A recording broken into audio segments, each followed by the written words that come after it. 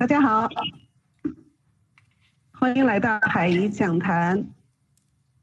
今天讲坛的主题是 UNESCO 的全球教育项目在中国。UNESCO 呢，大家都比较熟悉，它是联合国教育、科学和文化组织，简称叫联合国教科文组织。英文呢叫 United Nations Educational, Scientificand Cultural Organization， 缩写呢就叫 UNESCO。UNESCO 呢是1945年11月16日正式成立的，总部呢设在法国首都巴黎，现在有195个成员，是联合国在国际教育、科学和文化领域成员最多的专门机构。这个组织呢旨在通过教育、科学和文化促进各国的合作，对世界和平和安全做出贡献。那么大家看到我身后的背景呢，就是位于法国巴黎的 UNESCO 总部大楼。中国呢是 UNESCO 的创始会员国之一。1971年10月29日 ，UNESCO 执行局第88届会议恢复中国的合法席位，是第一个恢复中国合法席位的联合国专门组织。中国呢与 UNESCO 的合作在教育、科学、文化领域广泛开展，其中呢教育领域的合作是中国与 UNESCO 合作的最重要的领域，也是取得最大成果的领域。那我们海颐智库呢正在与 UNESCO 驻华代表处开展多项教育项目合作，也欢迎大家参与合作。今天呢，我们有幸邀请到 UNESCO 驻华代表处的教育官员Robert Paroa 先生，他也有一个非常儒雅的中文名字叫裴伯庸。那么我们就请他呢，就 UNESCO 的主要职能和在中国开展的项目，为大家做介绍。那现在我们就有请Robert Paroa 先生，非常感谢。Mr. Robert Paroa, we have so honored to invite you to introduce UNESCO educational program globally, and we know some program in China. So you please, thank you. Thank you very much. Thank you, Lucy, and the staff from BFSU University to invite me and give me this opportunity to present to you about the global program of UNESCO on education. Thank you.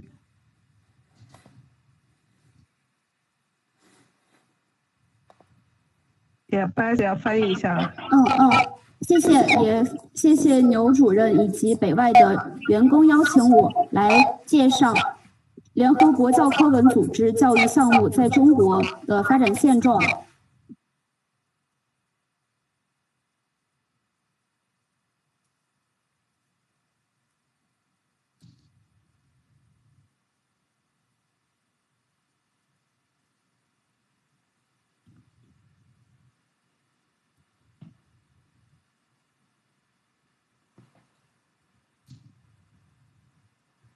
Robert, can you continue on?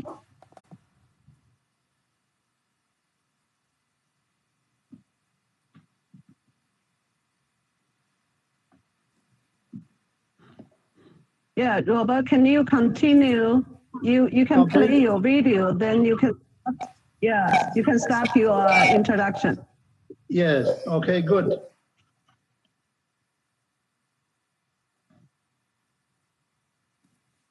So will the PowerPoint be put on now? PowerPoint? I cannot see it on my screen here. Yeah, sorry. Can you put on PPT?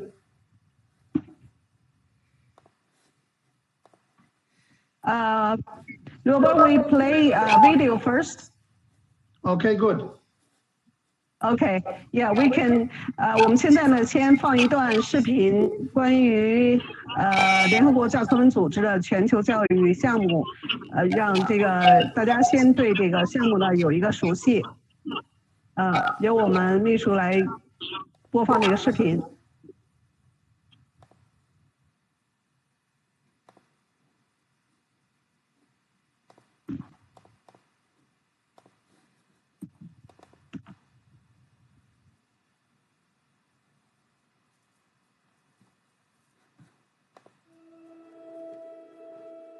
Every day, our world is defined by discovery. From the moment we open our eyes, our journey of learning begins. Reaching out for opportunity, building connections, finding our place in the global community. The path of education is our universal human right. But in times of unprecedented growth, change, and uncertainty, many are excluded. The connection is broken. The journey cut short. Today, 758 million adults around the globe cannot read or write, the majority of them women, while 263 million children and young people are out of school. Education for all is at the heart of the world's ambitious agenda to wipe out poverty through sustainable development by 2030. The Education 2030 agenda is built on the fact that education drives development by unlocking potential, empowering lives, and transforming communities. But in order to see this potential realized, education itself must be transformed. We must ensure equitable, quality education and lifelong learning opportunities for all, because it is only on this universal road that we can shape a truly inclusive and sustainable future, where no one is left behind. As the UN's specialized agency for education, UNESCO has been entrusted to lead and coordinate the implementation of the Education 2030 agenda and monitor progress at global, regional, and national levels through the Global Education Monitoring Report. Drawing on our collective wealth of knowledge and experience, UNESCO provides intellectual and practical support to countries to strengthen education systems and build capacity from the ground up. Through our vast network of offices, specialized institutes, and development partners, we are positioned to respond to cutting-edge issues and assist countries across the globe, providing priority support to developing and fragile regions with a special focus on Africa. In sub-Saharan Africa, we're helping governments transform their school systems through quality teachers, resources, and curriculums that give learners the skills they need to succeed in the workplace. We're working hard with development partners in conflict-prone countries to strengthen education in emergencies and empower communities and youth with the resilience that is necessary to rebuild their futures. In hard-to-reach places, we are harnessing the power of technology to make learning accessible to all. And we will continue the fight for equal opportunities in the classroom and every other learning environment for girls and women across the world. Together, we are shaping the global citizens of tomorrow, empowered on the path of education to build a more sustainable future, a future free of poverty and injustice, a future that belongs to us all. UNESCO, building peace in the minds of men and women. Let's build it together.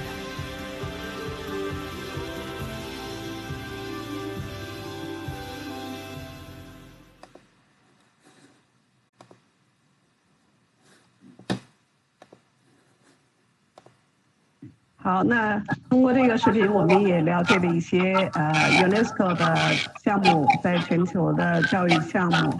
那么现在呢，就有请Robert Paya 先生来介绍，就是用这个 PPT 来具体介绍这个 UNESCO 的全球教育项目，还有一些项目是在中国的教育项目。We just played the video you bring to us, and now we would like to invite you to use a PPT to introduce those details for the education program globally in some program in China. Thank you. Yeah, please. I can't see the PowerPoint. Sherry? Sherry? Sherry, 你的朋友在腾讯yeah. Good. 先评一下啊。Slide 3, please. Slide 3. PPT slide 3.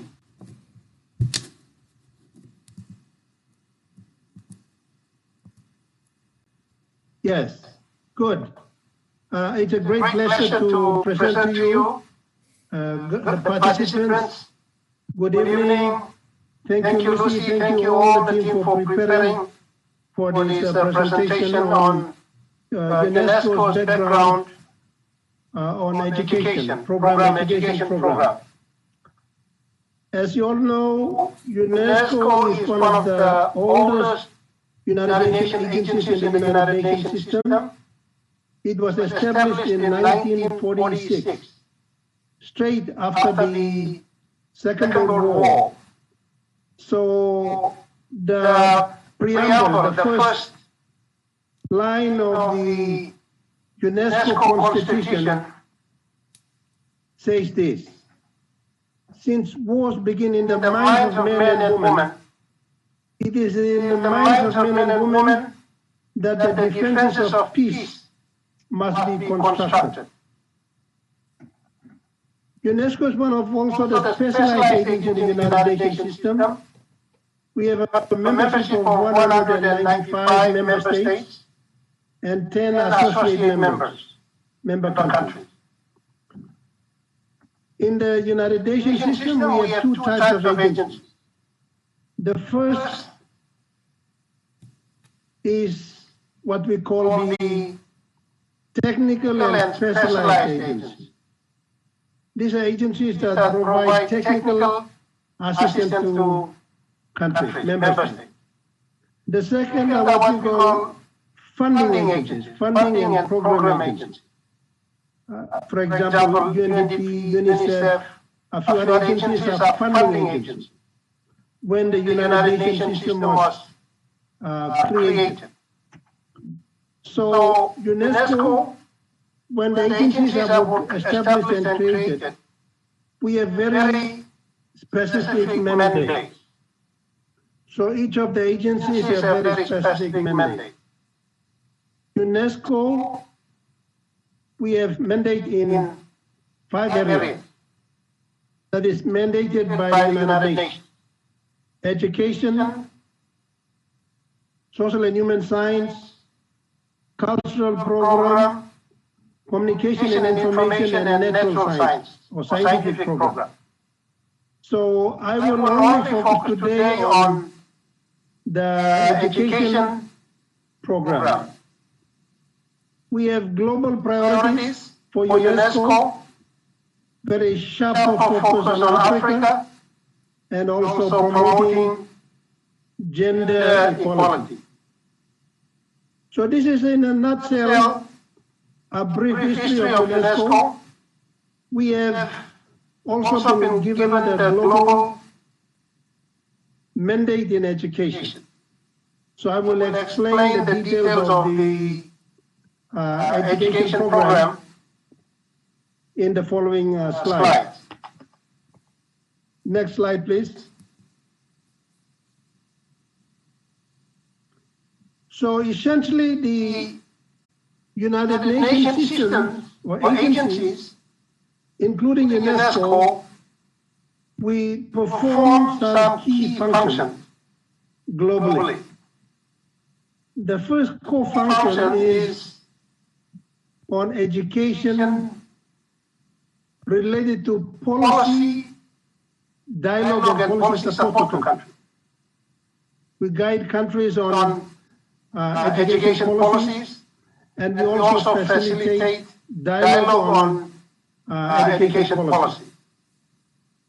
The second core function is on setting standards and norms in education.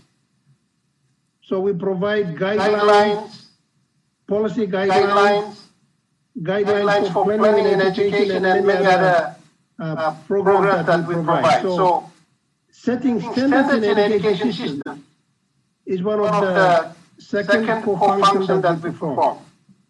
The third function is knowledge sharing, promoting best practices.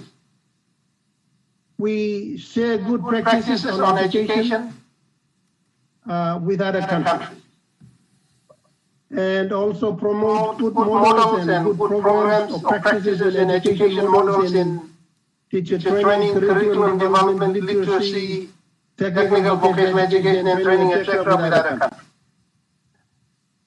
The fourth function we do is building capacity. We provide technical cooperation to develop the capacity of member states to achieve national education programs and national education goals. So building capacity at central level is one of the key functions that we perform. We train education officials in all the countries on global trends in education, on education policy guidelines, curriculum guidelines, teacher training, and many aspects of education. The last function we do is we organize certain global conferences and regional conferences, and also initiate pilot projects to initiate collaboration between and among countries. So that's the last key function that we perform. I will stop here so that the translator will now translate. 非常高兴能够跟大家简要介绍一下我们联合国教科文组织的各个职能，也非常感谢刘主任以及各位的准备工作。接下来我将会具体阐述一下联合国以及它的各项职能。联合国教科文组织是联合国体系中一个非常古老的组织，成立于1946年，就在2战之后。而我们在联合国教科文组织的文件所说的，正如大家在第3章幻灯片中所看到的第1句话：战争起源于人之思想，故务须于人之思想处筑其保卫与和平之障。接下来我就简单介绍一下联合国教科文组织。在联合国体系中，一共有2种不同的机构，一是专门的机构，为各成员国提供技术支援；第二个则是像联合国儿童基金会等的机构。每一个机构它都有其负责的职能，而我们联合国共有5个专长机构。教育、社会与人文科学、文化传播、信息与自然科学，而这就是联合国教科文组织一个比较简要的历史了。接下来将关注它的关键职能。第一个关键职能是思想实验室，我们应对各国的教育需求，制定一些教育指导方针，以帮助各国能够更好地达到教育发展目标。第二个是制定标准，我们这些制定标准范围十分广泛，包括有职业教育、技术教育、课程以及研究的各个模范，同时还推广成功的教育政策。第三个是交流中心，推动成功教育政策实践的发展、实行和传播。第4项职能是能力建设，为各成员国能够提供能力，而提供更多的技术合作，以达到他们的教育目标。而这些涉及的领域包括教育政策、课程设置以及各类的教育准则。第5个则是推动国际合作，我们会发起许多项目来帮助各国能够创造对话和交流。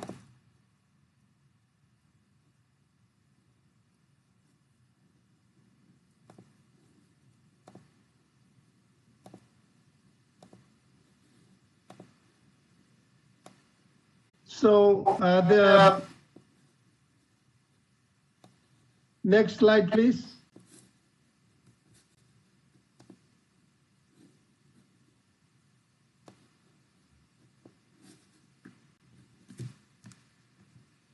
So in addition to what I said, UNESCO is now 74 years old. So it's one of the oldest United Nations agencies in the United Nations system. I will now focus a little bit on what we call in the United Nations, the Global Architecture for Development, which is the Global 2030 Agenda for Sustainable Development. The Global Agenda 2030 was adopted by all the heads of government in 2015 at the United Nations General Assembly. The Chinese presidency also participated in this very important meeting that approved the next 15-year agenda for sustainable development. That is the second phase of development now, carry on from the previous decade of MDGs, the Millennium Development Goal, that started in 2000 and it ended in 2015. So the global architecture for development, the global vision for development, prior to 2015, it was a very fragmented structure. We had separate agenda for environment, separate agenda for social programs, and separate agenda for economic. So in 2015, the heads of government said we now need to have a set of integrated, inclusive agenda. That is where now we have the Sustainable Development Goals and the Agenda 2030 for Sustainable Development.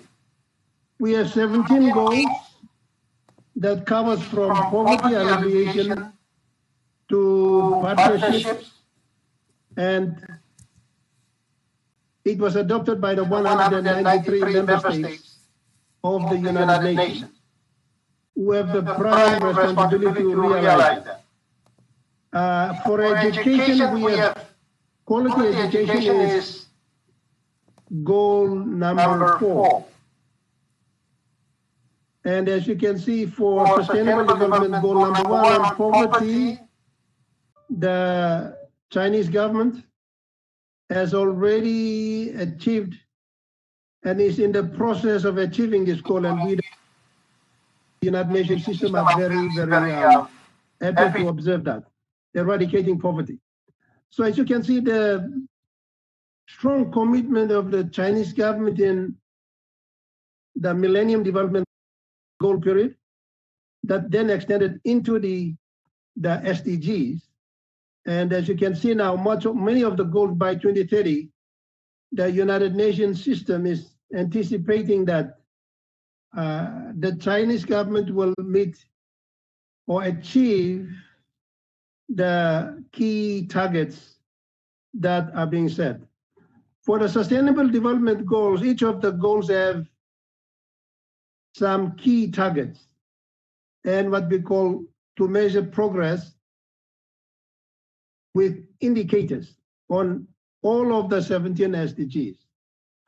For SDG 4, we have around 10 targets and some 43 indicators to track progress in all the countries. So for SDG 4, we are tracking progress on access to early childhood education, primary education, secondary education, enrollment in universities, tertiary education, quality of teachers, and many other targets that are foreseen in the SDG 4. For UNESCO, we believe that education is the key to achieving the other 16 Sustainable Development Goals. For the Sustainable Development Goals, the United Nations has given each agency to take responsibility for the monitoring and the implementation of the specific SDGs. So we have,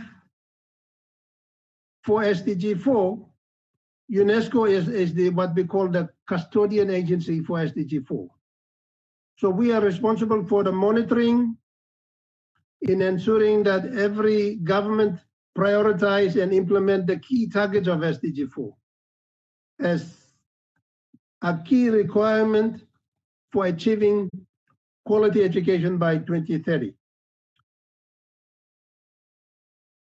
For slide 6, I just wanted to emphasize that there are core principles of the Sustainable Development Goals, what we call as 6 P's or 6 core principles. Number 1 is planet, ensuring environmental sustainability. That is addressed by SDG goals 12, 13, and 14. The second P is on prosperity, economic growth and jobs, and poverty alleviation. The third P is people, focusing on the people, people-centered development, inclusive social development, covering health, education, reducing inequalities, and health.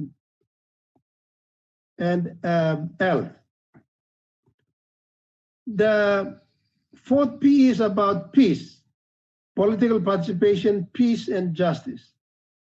As we all know, we still have a lot of conflicts in many countries and many regions.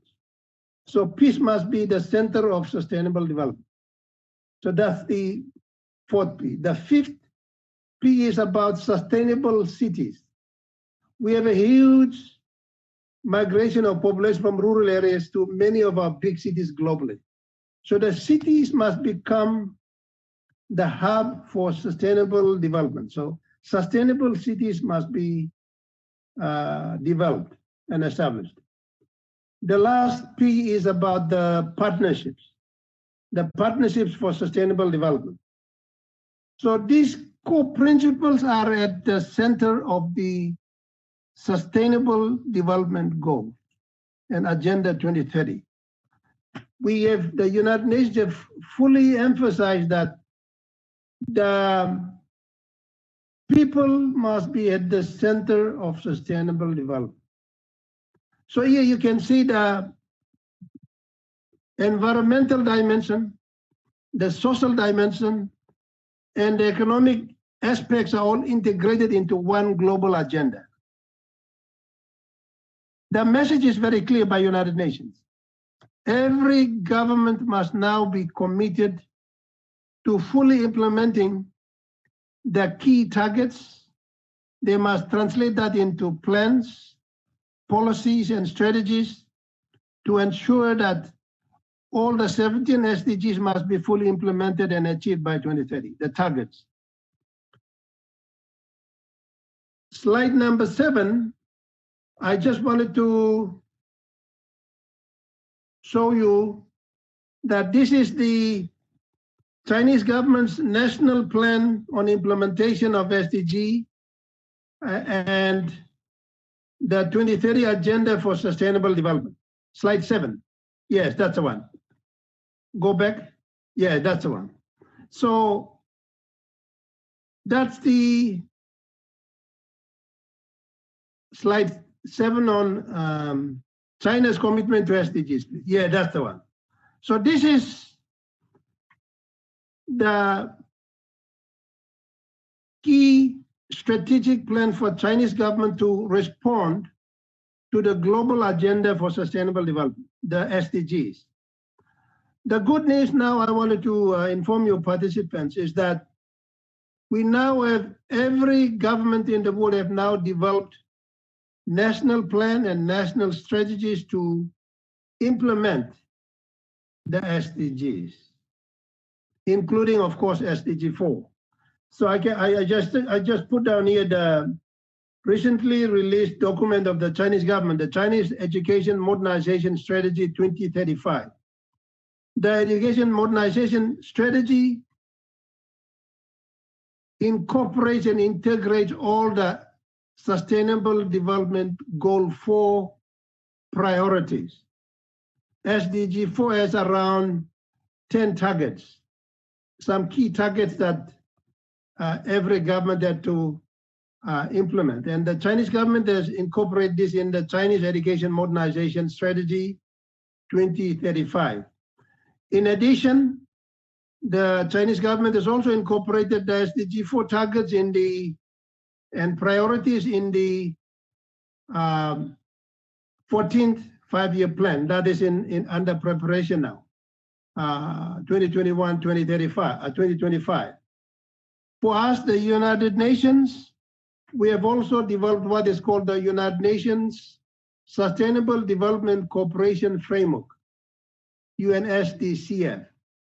So the United Nations agencies in China, we have developed this five-year plan aligned with the Chinese government's 14th five-year plan, so that we will work in partnership to achieve the targets and the goals, the sustainable development goals. So as you can see now, we have the global agenda now being integrated into the Chinese government's medium-term and long-term plans. That is covering everything, poverty alleviation, education, agriculture, health, gender equality, clean water, jobs, climate change, protection of biodiversity, everything. So this is a very clear demonstration of Chinese government's strong commitment to SDGs. I will stop here for the translation, please.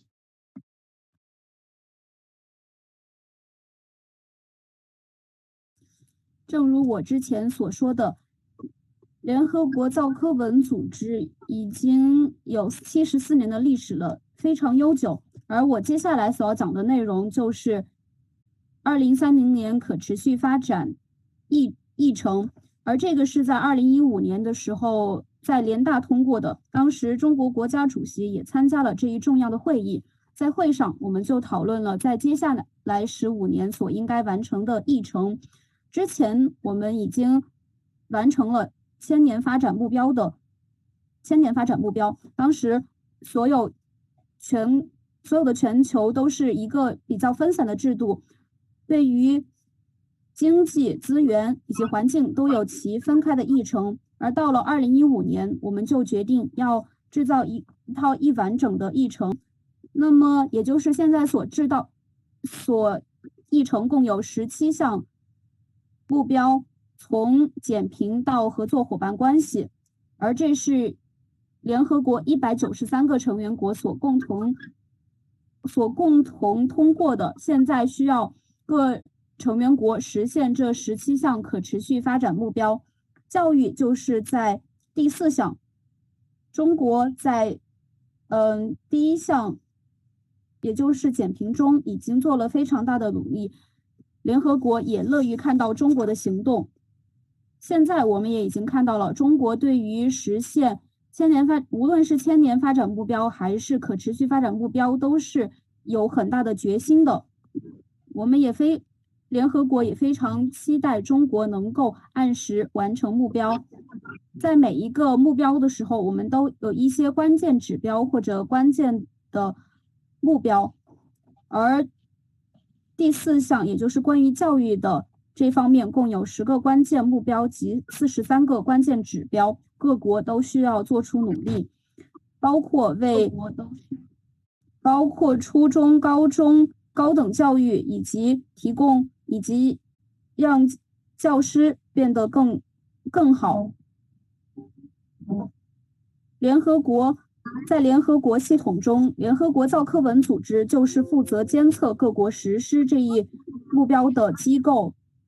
我们也需要确保各国政府优先来达成这些目标。在这中，我们共有6项核心的原则，而且因为它们的英文首字母都是以 P 开头的。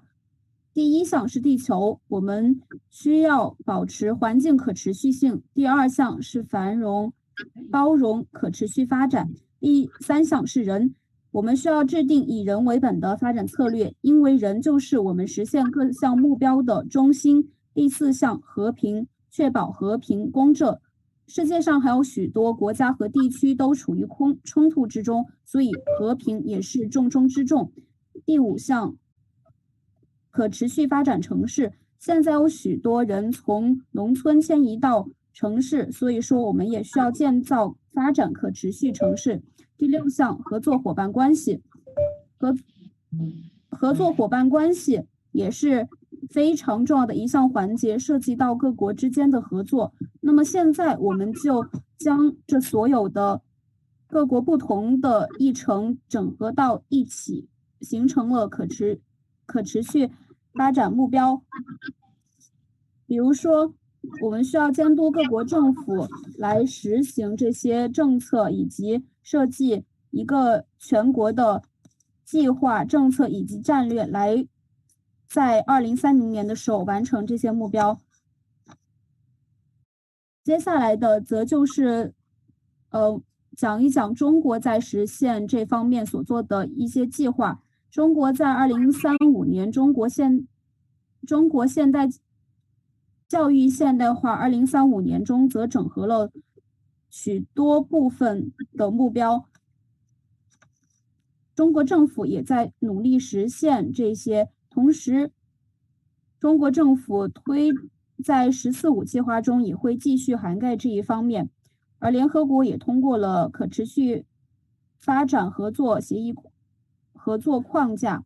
那么通过我们双方的努力，相信中国能够尽早达成目标。中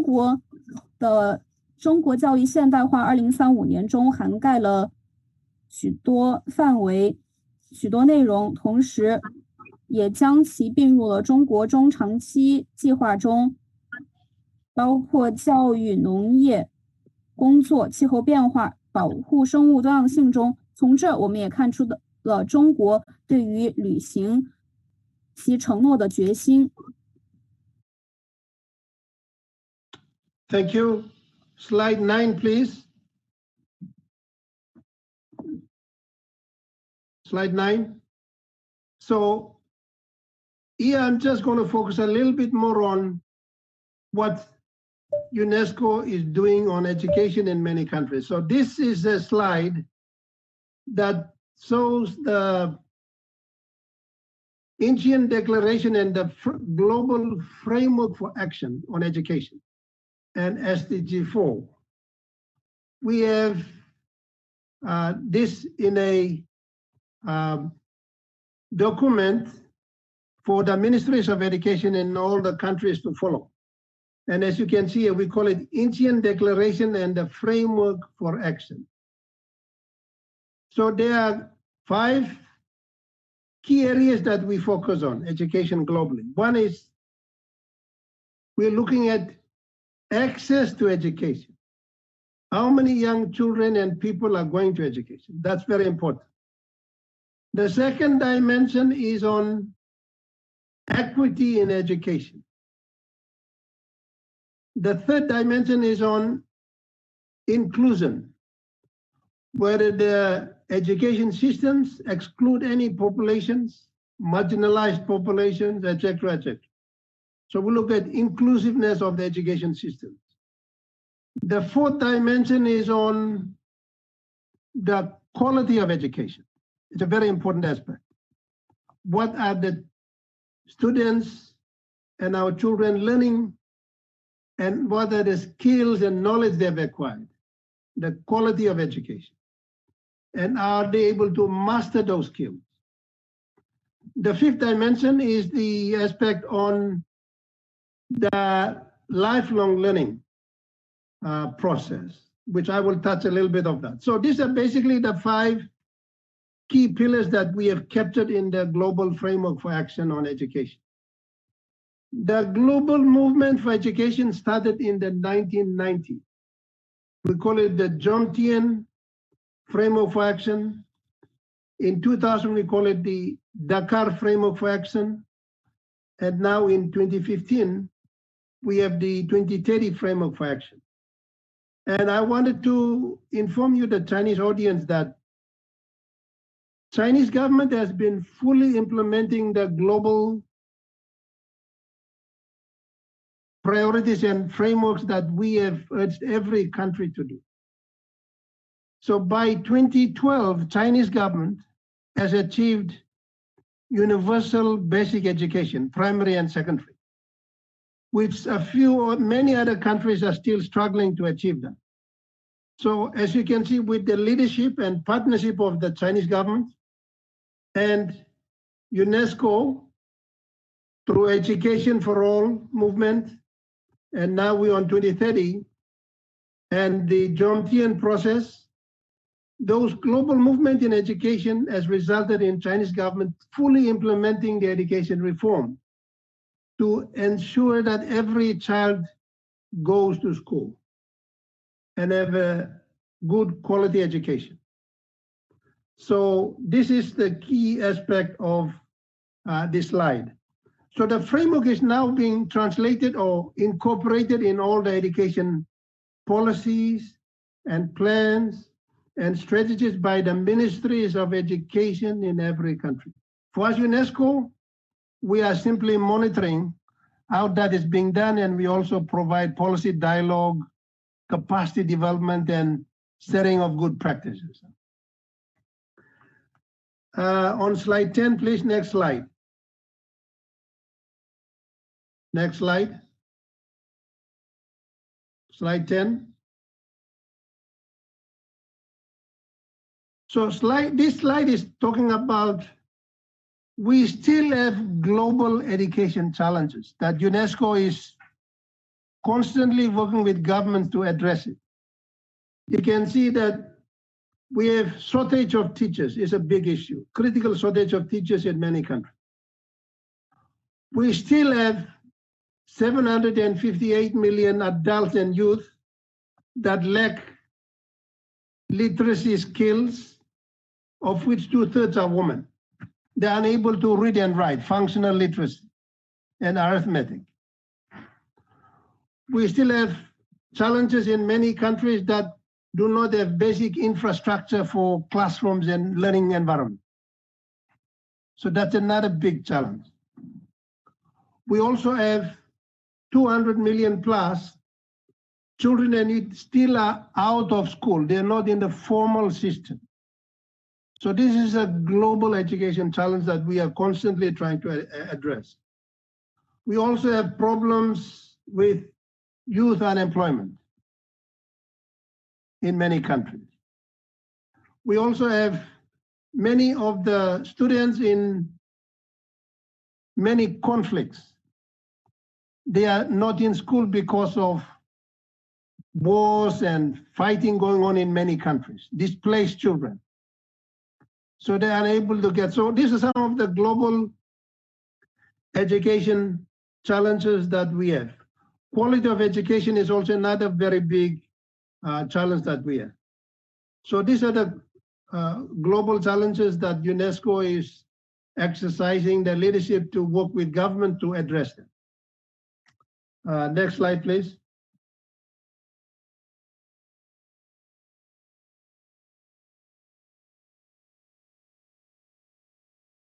So we work at UNESCO, we work at the global level. We advocate to sustain political momentum and to partners cooperate effectively and develop a shared vision. We promote South-South and North-South-South cooperation, sharing best practices. And we monitor the progress on education in all the countries at the regional level and national level and globally as well. So I will stop here for translation, please.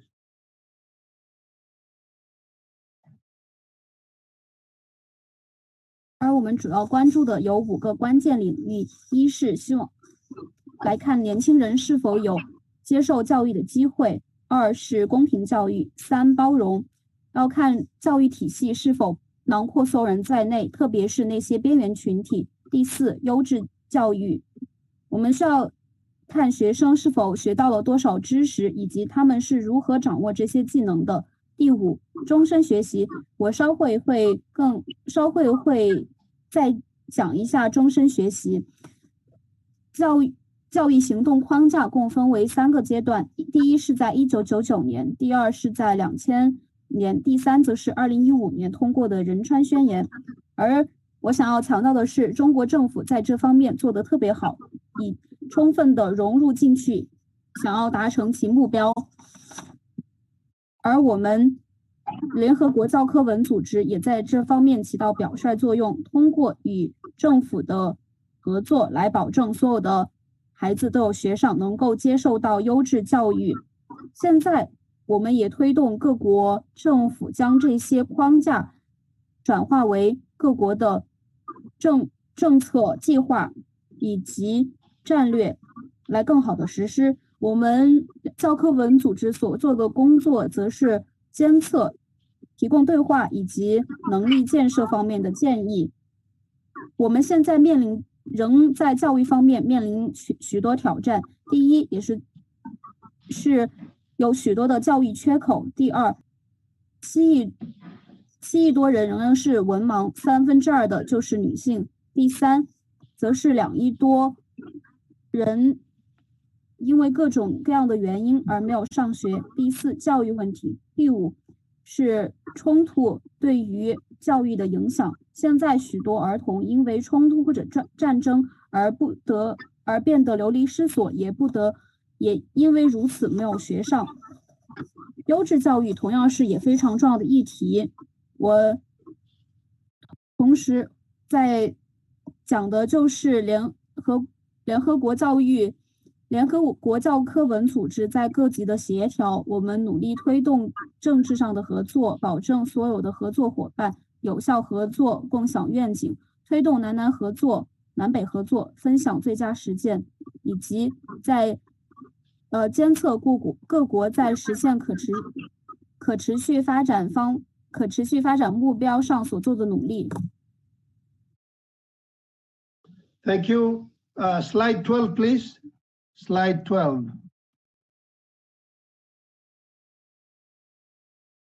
PPT slide 12, please. I will, because of time now, I'm going to quickly cover all the slides very quickly so that you can understand what are some of the key messages here. This slide is trying to show you that because UNESCO is now the custodian agency for SDG 4, we have now produced global reports starting 2016 until 2030 to track progress on education in all the countries, including China. So these are some of the cover pages of the report that we have, I'm trying to show you here. They're also online. The report comes with a summary and a main report. So we have translated all those reports in Chinese, so you can be able to access them online. The 2020 report I want to inform you is the education and inclusion, looking at how inclusive is our education systems in many countries. Have they included children that are disabled, poor children, marginalized children, children from rural populations or rural areas, children that are of, you can say, ethnic minorities, children that are facing in conflict zones. So this year's report is sharply focusing on education and inclusion. So we're looking at inclusive issues in countries. Next slide, please. Next slide. This is a very important report for you participants. These are some of the global reports that UNESCO has produced to facilitate, create the situation for universities, Ministry of Education officials, civil service organizations, experts, to look at what are some of the current trends in education and what are some of the challenges and how we can improve our current education systems from early childhood to university level. So here we have produced this report on rethinking education, the 2015 report. We have challenged all the ministries of education and officials to rethink their current education system. Is it responding to the needs of the population? Is it of good quality? Is it being sharply focused on skills training? Is it focused on quality curriculum? Are the students acquiring knowledge and skill sets to be competitive in a knowledge society? So this report is a very critical one, where it challenges educators to now think and review and assess the current system and how we can improve that. So this is, I just want to flag that. The next report is what we call the Delos report, Learning the Treasure Within. This report provides what we call the 4 pillars of learning. 4 pillars of learning are very fundamental in every teaching learning process. Learning to know, learning to be, learning to do, and learning to live together. The current challenges that we have in our education system is that much of the knowledge is transmitted and the students are unable to learn other skills like soft skills, for example. So the pillars of learning is a very integrated and inclusive package for young people to fully acquire those skills, the 4 pillars of learning in the teaching learning process. Even teachers must have this pillar, know these pillars of learning. So we also have this report in Chinese, so you can be able to access them. The last slide, please. Slide 14 is about lifelong learning framework. The lifelong learning framework is a very important new dimension that UNESCO is now promoting in all the countries. The Chinese Ministry of Education is very, very interested to promote and integrate this in the system. Lifelong learning is also connected to knowledge societies. For example, the Chinese government is policy priorities on creating this knowledge society, knowledge-based society. That's where lifelong learning comes in. The UNESCO's policy and advice to countries is very clear. What we now need to create are flexible learning pathways for every person, every children, every child. What that means is that when the students graduate from formal systems, they are employed by public and private sector institutions. What we do not have is we are not upgrading their skills, reskilling them, reskilling their knowledge, upgrading their knowledge. So a lifelong learning environment is for every institution, every country to create this flexible system where they must now upgrade and reskill their population to match the changing times in terms of technology, Industry 4.0, many other changes in technology as well as the learning systems as well, and knowledge as well. So that is why the lifelong learning is now becoming the global agenda. UNESCO we have now developed certain guidelines for countries to now integrate that into policies and plans at country level. We still have our current education systems are in the traditional mode. They are not flexible.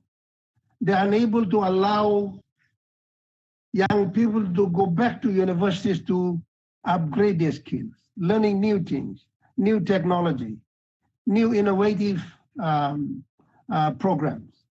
So that is why a lifelong learning policy or culture must now be promoted at the universities, in the ministries, in every aspect of public and private sector. Translation, please.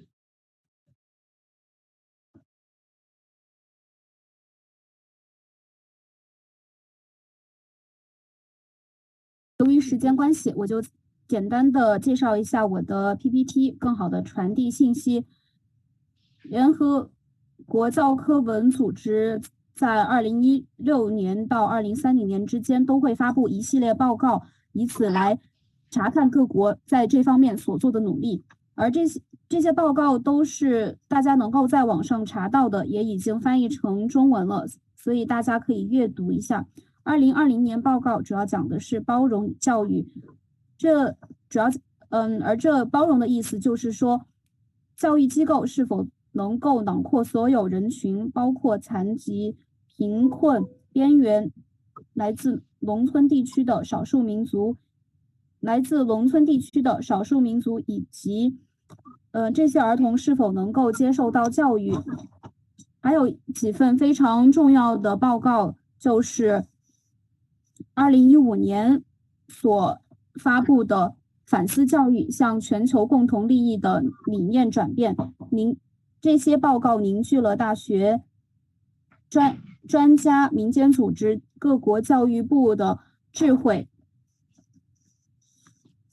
2015年反思教育，还在这之前的则是德洛尔报告，主要讲的是学习的4个支柱，包括学知、学做、学会发展、学会共同生活。现在我们面临了许多挑战，需要进一步的来学习。这些不仅是学生要学习的，教师也应该掌握这4个步骤。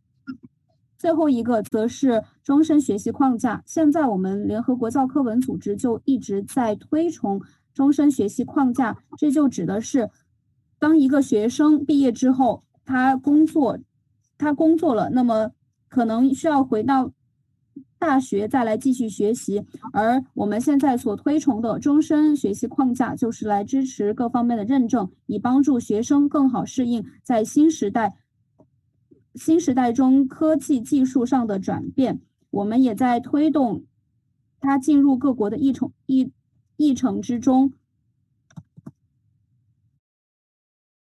Thank you. The slide 15, 16, and slide 17 PPTs are emphasizing what we UNESCO do in countries. As I said earlier, we on education systems, we work with ministries of education in all the member states.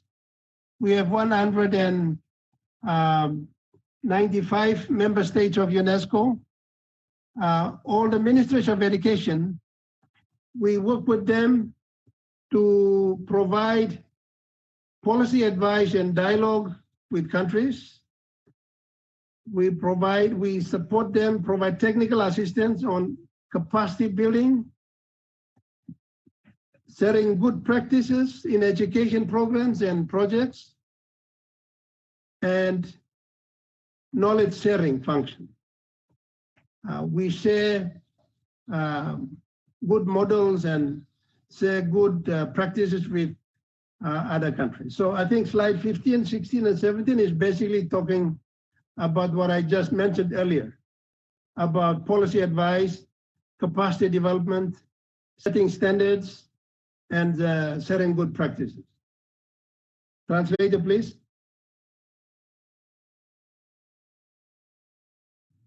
同时，我们也积极与各国政府、教育部合作，来提供政策支持、能力发展方面的建议、实施标准以及分享知识。这第15页、16页、17页幻灯片则与我之前所说的内容是相似的，也就是我们也就包括了发展能力、提供政策支持等方面。Slide 18, please. 18. The map. So this is just to show you that UNESCO, we have our global headquarters in Paris, and we have field offices in many parts of the world. So it's just to give you a snapshot of how globally widespread UNESCO is positioned to help countries in rebuilding, reconstructing education systems, and ensuring that all the children are able to have access to schooling and education. The next slide is about UNESCO. We also have what we call knowledge networks. These global knowledge networks are the ones that we connect institution to institution. The second one I just wanted to emphasize because BFSU might be interested in this. That is what we call the University Twining Unit-Win UNESCO Chairs Program. We now have over 800, I think that's the wrong figure there, 800 UNESCO chairs in various disciplines, in science, in culture, in education, in communication and media, all over the world. And if BFSU is interested in this program, we can really discuss that later. So this is bringing over 800 universities in different UNESCO, approved UNESCO chairs in the various disciplines or subject areas. We also have like over 100 networks of very specific disciplines. Like for example, in Zhejiang University, we have a UNESCO chair in entrepreneurship education, as an example. So we connect all the UNESCO chairs in entrepreneurship in all the countries, and Zhejiang is the host university to connect with all of them to talk about research, latest trends in entrepreneurship education, building partnership with private sector, etc., etc. The Chinese University, Zhejiang University, also has now established entrepreneurship chapters in a few in many universities inside China as well. So that is an example of UNESCO chair that we have established in entrepreneurship education at Zhejiang University. Translation, please. 这张地图就展示了我们在全球各地的办事处。我们组织总部位于巴黎。我们现在所做的就是重建教育系统，保证所有的孩子都有接受教育的权利。其次，我们还有一个知识网络。在这儿，我重点就讲一下第2项，也就是姊妹大学网络联合国教科文组织联席。因为我觉得，北外可能会感兴趣。如果非常感兴趣的话，我们接下来可以讨论这一问题。我们在这个项目中所涵盖的范围非常广泛，包括科学、文化、教育、媒体、传播。我们在浙江大学也有一个创业合作项目，在这儿讨论研究创业领域中的前沿以及公司合作。这就是我所讲的这一个例子。Thank you. The slide 20, please. Slide 20 on partnerships. Slide 20. I want to emphasize on this one because of some of you participants might be from the private sector. SDG 17, goal number 17 is on partnerships. The partnerships must be fostered to achieve these goals, the 16 goals. So the public-private partnership is critically, absolutely very important. So in education, we also want to, UNESCO also want to foster partnerships with private companies and private sector to support and implement education programs, joint initiatives in China as well as globally in many countries. Currently, there are a lot of Chinese companies working and funding some of UNESCO's education programs in ICT, teacher training, literacy, etc. in Africa and many developing countries with the support of some Chinese private sector companies. So we believe that this is a very critical aspect of every partner working together to achieve the Sustainable Development Goals. We also have the Chinese government is sponsoring students from Africa. We have a program called Great Wall Fellowship Program, where the African students are coming to study in China, and UNESCO facilitates that. So we hope that that is also a very important program for the developing countries, students in developing countries to come and benefit from the experience and technical expertise of Chinese universities and experts. So that is a good model for what we call South-South cooperation or North-South-South cooperation. So that is under the umbrella of the partnerships. Translation, please.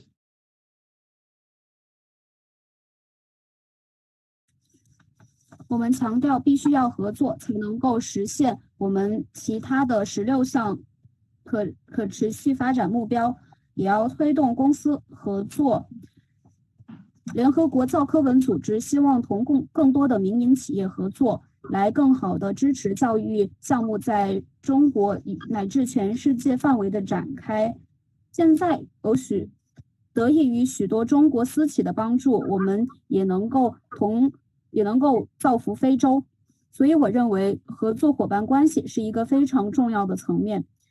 中国政府一个项目就是使更多的非洲学生来到中国学习，这也是我们联合国教科文组织所推动的。我们坚信这些来自发展中国家的学生能够从中国受益良多，这也就是南南合作一个非常好的范例。Thank you. I will cover on slide 22 and then probably we will open up for questions. Slide 22, please. 22, education programs in China. Slide 22, please. Next slide. Yes. So here is just to give you a snapshot of some of the core programs we are implementing in China. But I wanted to also emphasize to inform you, the Chinese audience, that the Chinese government is also one of the biggest contributors to some of the UN programs in the entire United Nations system, including UNESCO.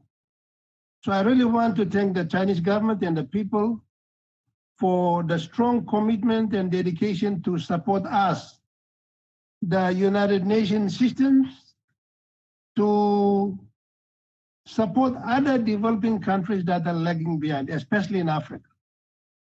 And I just wanted to quote the Chinese president's words. He increasingly talks about shared prosperity. What the Chinese have achieved and learned and have benefited, that shared prosperity must also be shared with the other developing countries. And I think that is a very nice message. The Chinese president has increasingly, in many speeches, highlighted about the importance of shared prosperity. So we, the United Nations agencies in China, including UNESCO, have significantly benefited from the financial resources that have been provided for a multiple number of education, environment, agriculture programs that we have globally. Without China's support, some of these programs we would have never implemented.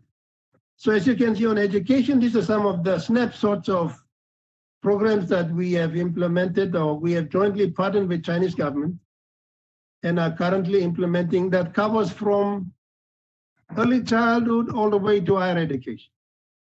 And as I said earlier, our core functions, we look at policy issues and policy aspects of education policy, capacity development, setting standards, knowledge sharing function, and we facilitate international global conferences that sometimes are held in China as well. So in a nutshell, I wanted to really emphasize that the deep commitment of Chinese government with the United Nations system had enabled China to prosper economically, socially, and environmentally. Very significant. Translation, please.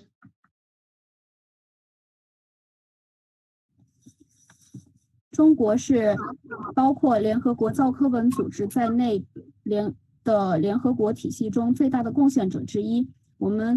我非常感谢中国政府和中国人民所做出的努力，他们帮助发展中国家，尤其是非洲国家更好的繁荣。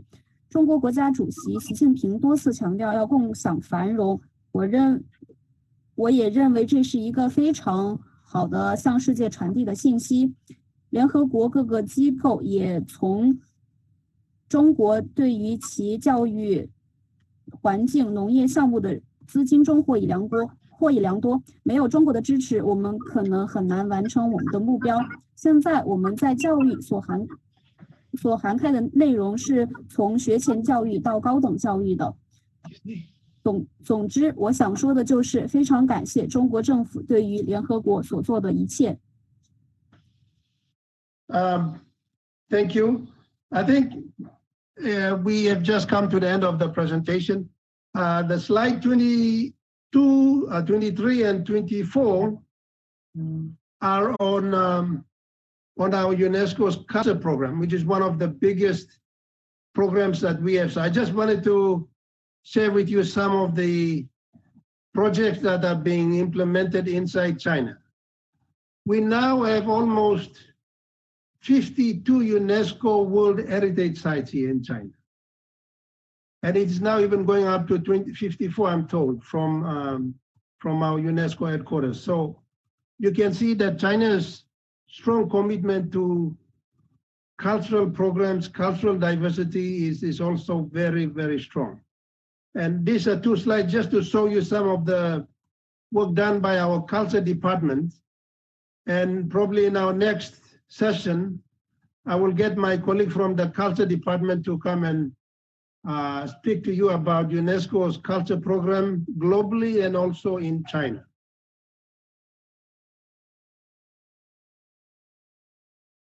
Translation, please.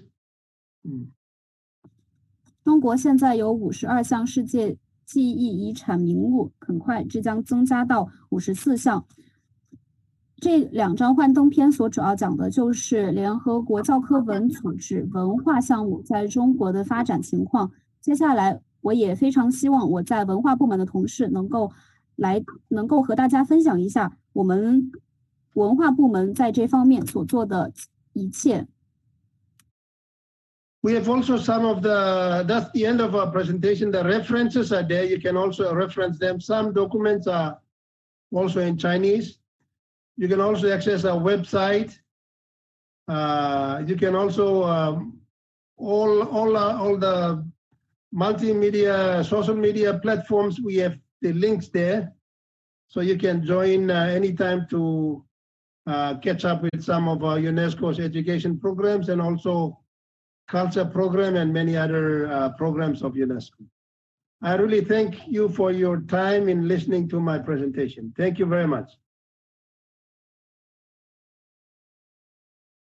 下来这一页幻灯片中所一些的链接包括文件、视频以及我们的网站，大家可以随时查阅。最后，非常感谢大家能够来聆听我的这个 PPT， 谢谢。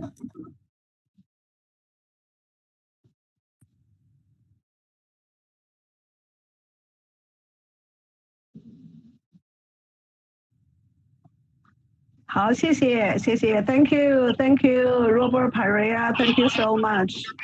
Yeah, with your introduction, we all acknowledge those educational programs globally and also some program in China.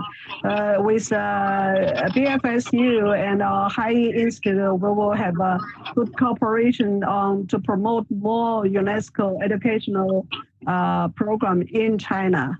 And also, we will also would like to invite your cultural specialist, for your cultural specialist to come to our webinar next time.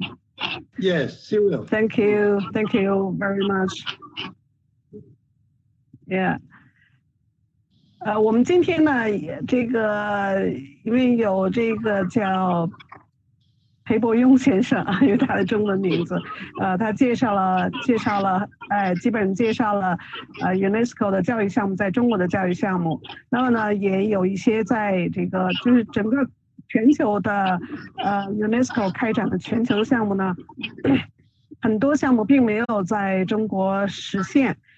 那我们也希望呢，能和我们北京外国语大学太平洋研究中心，然后我们的海颐智库，然后携手我们这个中国的教育资源，来和这个 UNESCO 呢这个教育项目呢，在中国更多的落地。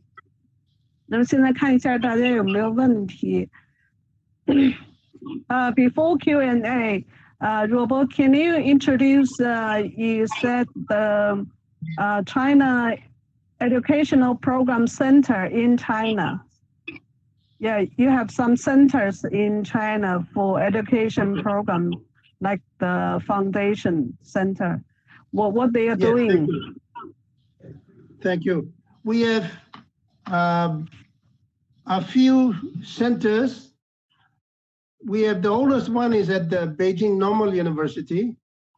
That is the UNESCO Category 2 Center for Rural Education. It's a very old center, and their focus is sharply on rural education in rural areas.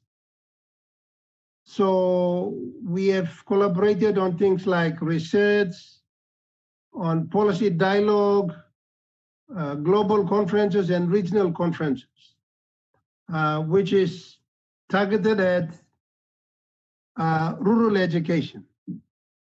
So that's one of the centers. We have one other center is at Shenzhen. In Shenzhen is the center, Category 2 Center for science and technology and innovation.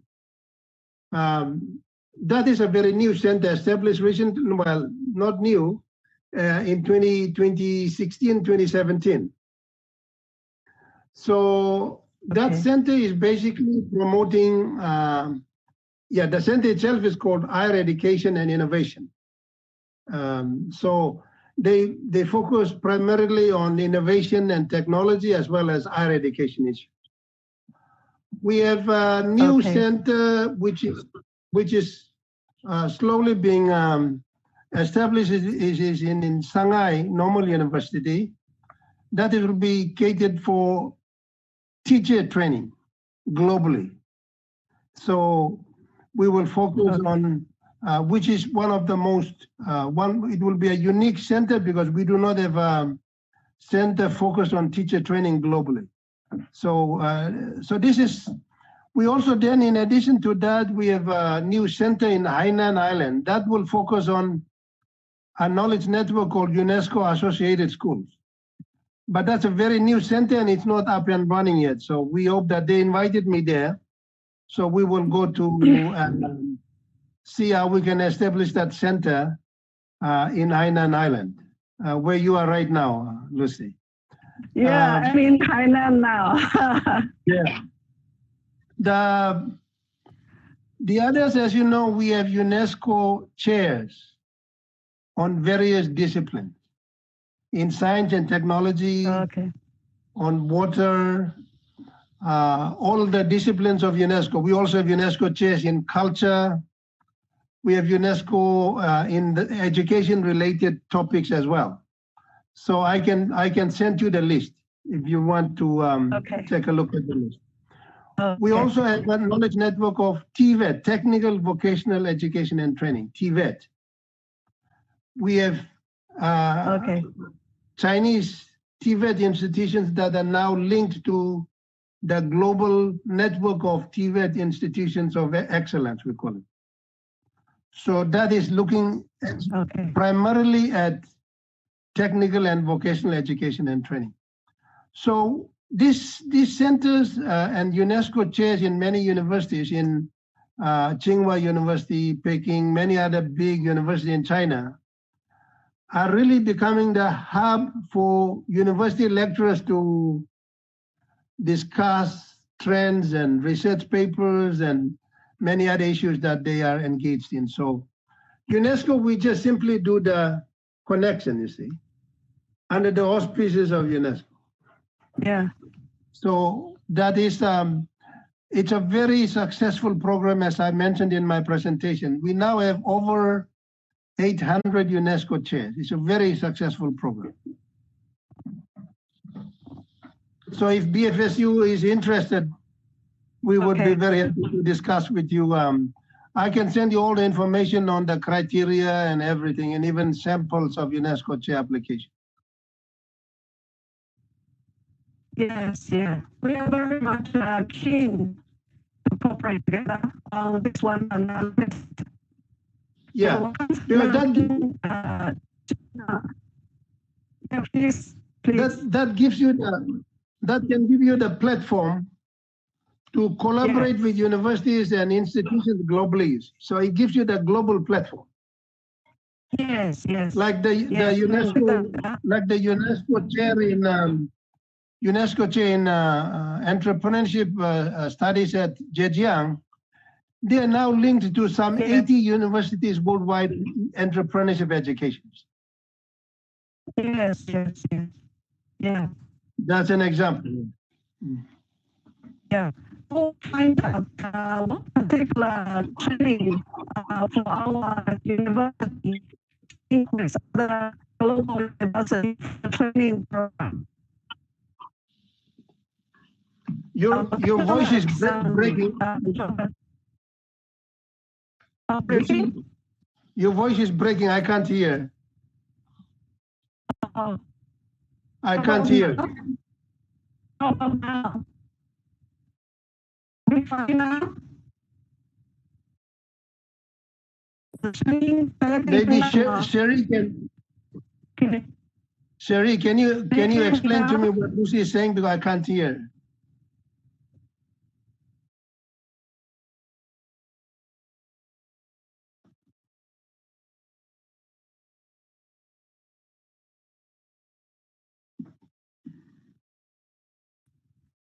Yeah. Can you hear me now? Yes. Yes. Okay, yeah, you can hear me now. 我刚才问这个 Robert， 他因为在中国呢建立了几个中心，就是这个建立几个中心，与就是各个大学，主要是和各个大学合作。然后呢，因为各个大学它的不同的这个学院，它有不同的专业，所以比如说有的大学它是叫UNESCO 的农业培训，有些是叫企业培训，有些是叫科技培训。所以呢，这个 Robert 他们呢，从这个中国的教育项目呢，也希望和我们北京外国语大学太平洋研究中心以及海颐智库呢，联合成立一个平台，就是来做这个但是我们要找到一个适合我们这个专业的一个培训和这个推广 UNESCO 教育项目的一个平台啊，我们会跟进这个事情，然后也欢迎大家呢就这个教育项目呢，大家一起合作，一起来做。那么最后呢，我是想呢，因为刚刚 Robert 他在他的介绍当中呢，他提到所有的教育项目的核心是和平，那么世界和平才是这个教育才有一个基础。所以呢，我们大家共同努力呢，为全球呢要为世界和平努力。然后在这个世界和平的前提下呢，我们有一个一个教育的可能，特别是为孩子们、为年轻人这种基础教育、这个职业教育、技能教育的这个可能，所以我们会努力，也希望大家一起合作那现在呢，看了看，大概网上目前没有问题。那今天时间也超了，那我们就如果有问题的话，再联系我们。Robert, right now, for the time being, there's no question. But sometimes our audience they are trying to ask questions, but after webinar, they have lots of questions. So如果因为我们这个直播呢，每次都是直播以后呢，大家都会有问题，然后就是说为什么这个现场不问呢？就觉得当然好多人不好意思或者怎么样。然后这个 anyway 就是如果大家有问题的话呢，随时可以线下这个活动直播完了以后呢，可以联系我们。然后我们下一步呢，会和这个联合国教科文组织的这个驻华无论在教育、文化和科技方面呢，就是再搭建一个合作的平台。我们下一期呢，会有请这个联合国教科文组织驻华代表处的文化官员来讲这个全球的这个文化项目以及在中国的文化项目。那我们今天的直播就到这里，感谢所有的观众，你们的时间耐心的这个积极的参与和耐心的这个听我们在讲，然后感谢 Robert，Thank you for your time and your very detailed introduction， 然后也感谢 ，Yeah， 非常 successful， 然后也感谢我们的翻译。因为我们的翻译呢是我们学生的实习生，可能有一些不周到的地方、不准确的地方呢，也请大家多包涵，因为我们也是给年轻人更多的学习机会。Thank you， 我们的秘书准备整个这些，在整个的这个过程中，因为有很多的问题，有技术问题，我们有做的不周到的地方呢，我们会以后的节目呢，我们会改进。Okay, so we all say goodbye to audience. Good night. Thank you. Thank you. 谢谢。 Thank you very much. Thank you. Thank you. Thank you. Bye-bye. Thank you. Thank you. Yeah. Bye bye. We'll see you again. I'm waiting for you in Hainan. Thank you. Thank you. Thank you. Bye. Bye.